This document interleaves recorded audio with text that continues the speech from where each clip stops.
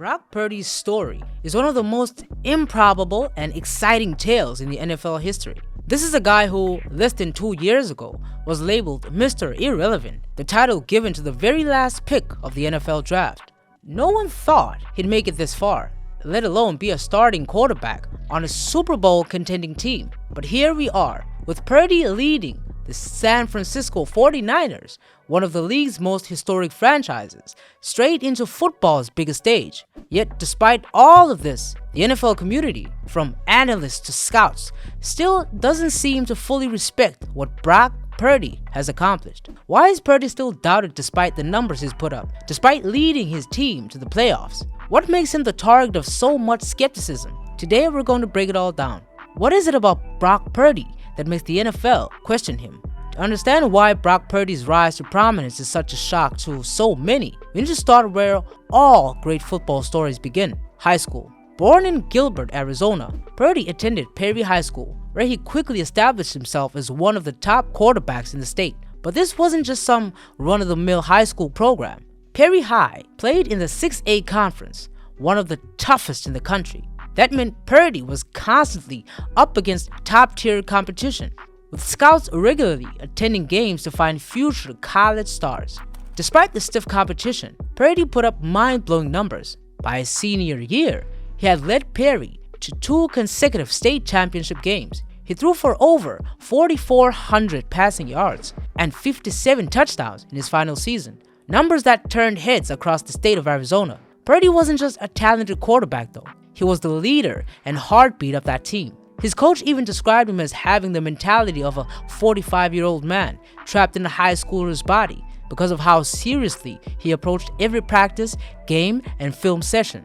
In recognition of his incredible performance, Purdy was named the 2017 Gatorade Football Player of the Year for Arizona, an award that had previously been won by future NFL talents. By all accounts, Purdy's high school career was nothing short of remarkable. He had the numbers, the accolades, and the leadership qualities that should have made him a top college recruit. But when it came time for college offers, they didn't exactly flood in.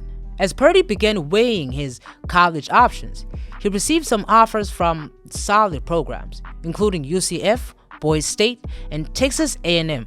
But the most notable one was an offer from none other than Nick Saban's Alabama. For any high school athlete, getting a look from Alabama is essentially the holy grail. Saban has a history of coaching elite-level quarterbacks, including NFL starters like Tua Tagovailoa, Jalen Hurts, and Mac Jones.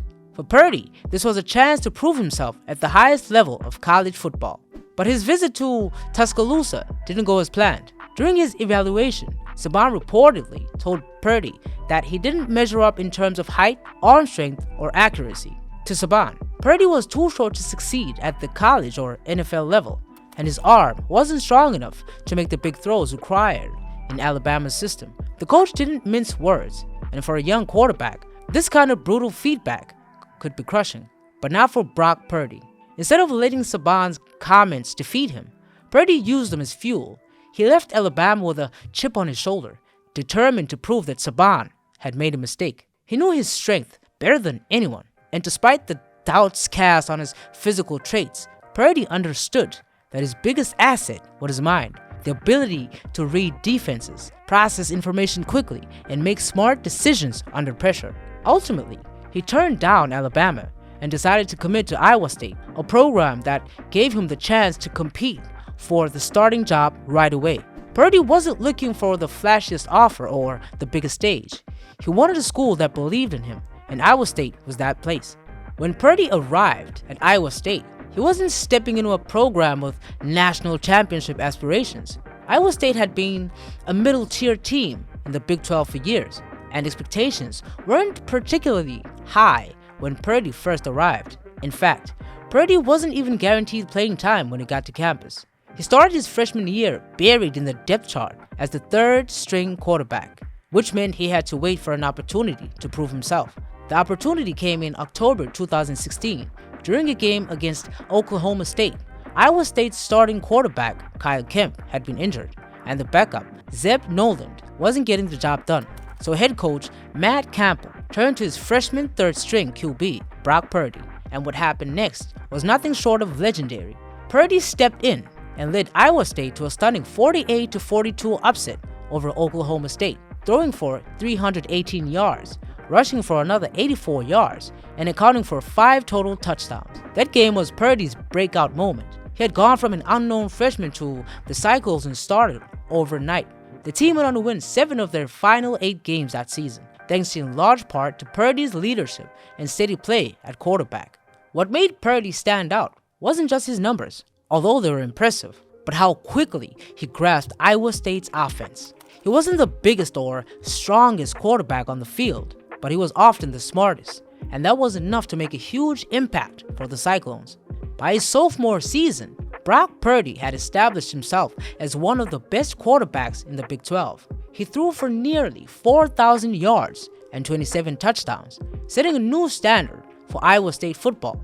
But his impact on the program went far beyond the stat sheet. For the first time in years, Iowa State was a legitimate contender in the Big 12. Purdy's ability to consistently lead his team down the field in crucial moments gave the Cyclones a confidence they hadn't had before. It was in 2020, however, that Purdy and Iowa State reached new heights. With running back Breece Hall emerging as a star, the Cyclones finished the season with a 9-3 record, including victories over ranked teams like Oklahoma and Texas. They capped off the year with a win over Oregon in the Fiesta Bowl, the first major bowl victory in the school's history. Iowa State ended the season ranked 9th in the AP poll, the highest ranking the program ever received. Despite breaking 32 school records at Iowa State and becoming the best quarterback in program history, Brock Purdy wasn't high on any NFL team's draft board. As the 2022 NFL draft approached, there was little buzz around his name, while other quarterbacks with far less impressive college careers were being projected as potential first or second round picks. Purdy wasn't even expected to be drafted. One of the biggest reasons was his size. At 6 feet tall and 212 pounds, Purdy didn't fit the mold of a prototypical NFL quarterback. The league is obsessed with finding the next big thing, quarterbacks who are tall, mobile, and have rocket arms. Purdy wasn't any of those things. His arm strength was considered average, and his 40-yard dash time at the NFL Combine, 4.84 seconds, was one of the slowest among quarterbacks that year. But what the scouts overlooked were the intangibles. Purdy had a rare ability to process information quickly and read defenses in real time. He also excelled at something called the S2 cognitive test, which measures how fast players can recognize patterns and react to information.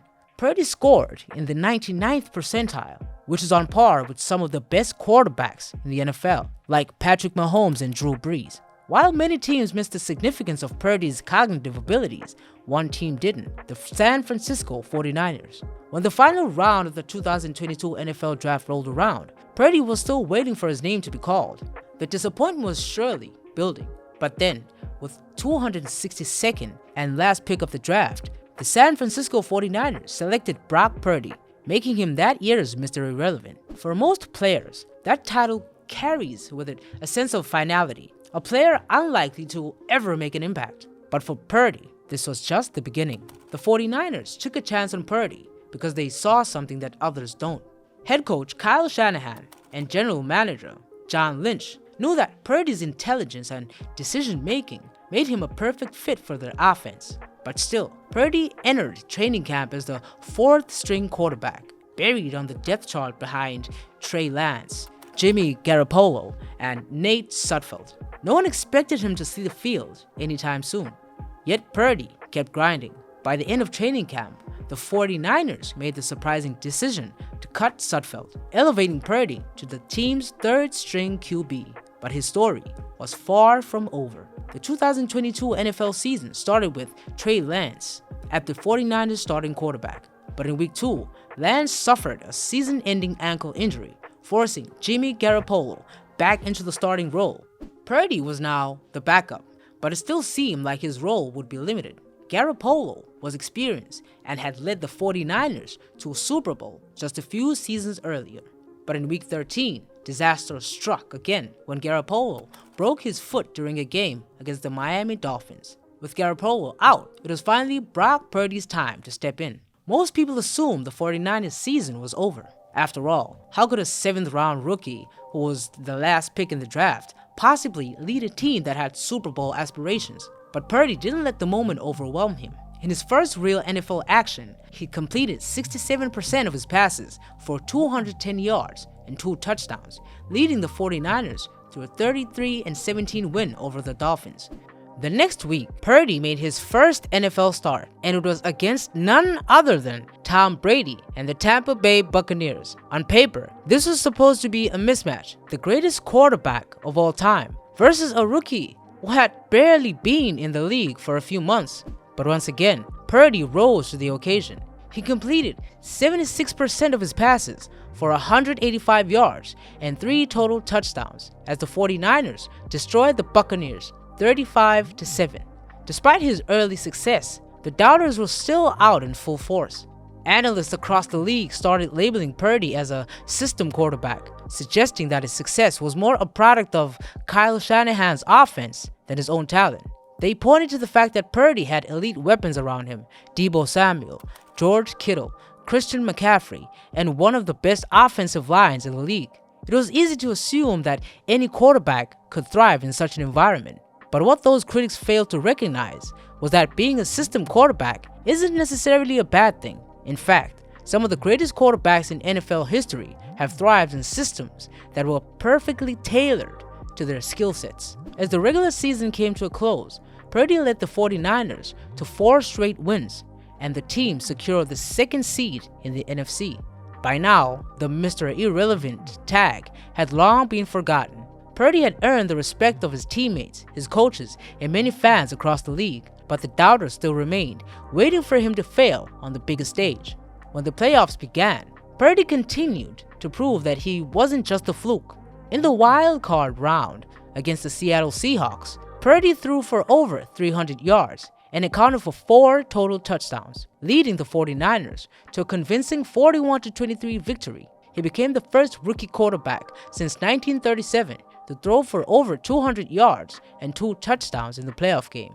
In the divisional round, Purdy faced the Dallas Cowboys in a defensive battle. While he didn't put up gaudy numbers, he was efficient and mistake-free, completing 65% of his passes and helping the 49ers grind out a 19-12 victory. The win sent San Francisco to the NFC Championship game against the Philadelphia Eagles. But in that game, Purdy's incredible run came to a sudden halt. Early in the game, he suffered a torn UCL in his throwing arm, and the 49ers were forced to play without a healthy quarterback for the rest of the game. They lost, but Purdy had already cemented his place as the rising star in the league. So why does the NFL hate Brock Purdy? It's not that they actually hate him. It's that he challenges everything the league thinks it knows about quarterbacks. Purdy isn't the prototypical physically gifted passer that scouts dream about. He doesn't have the jaw-dropping athleticism or arm strength that usually defines an NFL star. But what Purdy does have is something far more valuable: the ability to win, the poise to lead, and the intelligence to make those around him better. Brock Purdy is the classic underdog who has defied every expectation placed in front of him. Whether the NFL likes it or not, Purdy has already proven that he belongs at the highest level, and as long as he keeps winning, the doubters will have no choice but to respect what he's accomplished. Thanks for watching, and if you enjoyed this video, don't forget to like, subscribe, and stay tuned for more football content.